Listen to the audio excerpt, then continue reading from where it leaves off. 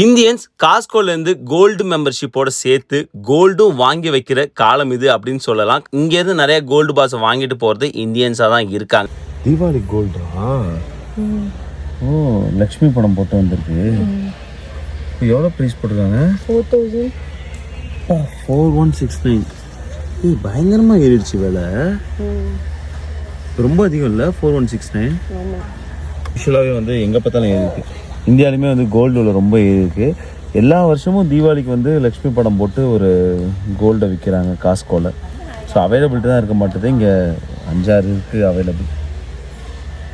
இந்த ரேட்டு வந்து நாங்கள் ஒரு வீக் முன்னாடி ரெக்கார்ட் பண்ண ரேட்டு. இப்போ லேட்டஸ்ட்டாக காஸ்கோவில் எவ்வளோ விற்கிறாங்கன்னு வீக்கெண்ட் போய் பார்க்கும்போது $4149.99. அதாவது லாஸ்ட் ரேட்டை விட $20 கம்மியாக வந்து இப்போ காஸ்கோவில் விற்றுட்டு இருக்காங்க.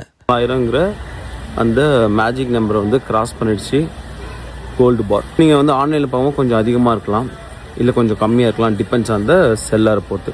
நீங்கள் காஸ்கோலங்கும் போது உங்களுக்கு வந்து 3% வந்து கேஷ்பேக். ஸோ அதையும் வந்து கன்சிடர் பண்ணி பார்க்கலாம்.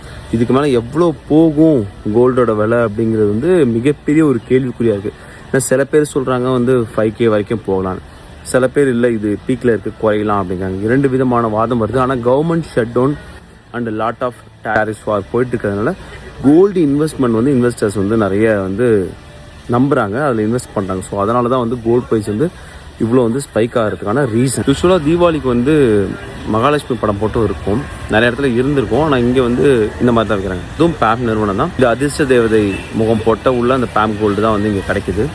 ஸோ நிறையா காஸ்கோவில் கிடைக்கல, இந்த காஸ்கோவில் இருக்குது. மாதத்துக்கு ஒரு தடவை தான் இன்வென்ட்ரி வரும் அப்படிங்கிறாங்க. ஸோ இந்த மாதம் இன்வென்ட்ரி முடிஞ்சிச்சுன்னா திரும்ப அடுத்த மாதம் வரைக்கும் வெயிட் பண்ணும் மேனேஜர்கிட்ட கேட்கும்போது அதுதான் வந்து சொன்னாங்க. இப்போதைக்கு வந்து $4149 விற்கிது. கவரில் மட்டும் ஹாப்பி தீபாவளி போட்டிருக்காங்க.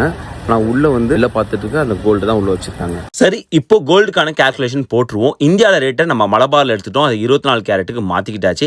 கன்வர்ஷன் ரேட் என்ன அப்படின்னு இந்த வீடியோ போடும்போது ஆன்லைனில் எவ்வளோ இருக்கோ அதை அப்படியே எடுத்துக்கிட்டாச்சு. டேக்ஸை பொறுத்த வரைக்கும் இந்த 5 ஸ்டேட்டில் மட்டும் தான் நீங்கள் 4000க்கு கோல்டு வாங்கும்போது நீங்கள் டேக்ஸ் கட்டணும். சில ஸ்டேட்டில் சில எக்ஸப்ஷன் இருக்குது. நீங்கள் எடுத்துக்கிட்டீங்கன்னா கலிஃபோர்னியா எடுத்துக்கிட்டிங்கன்னா 2000 கீழே நீங்கள் வாங்கினா டேக்ஸ் கட்டணும். அதுவே வந்து 2000 மேலே நீங்கள் வாங்கும்போது டேக்ஸ் கட்ட வேணாம்.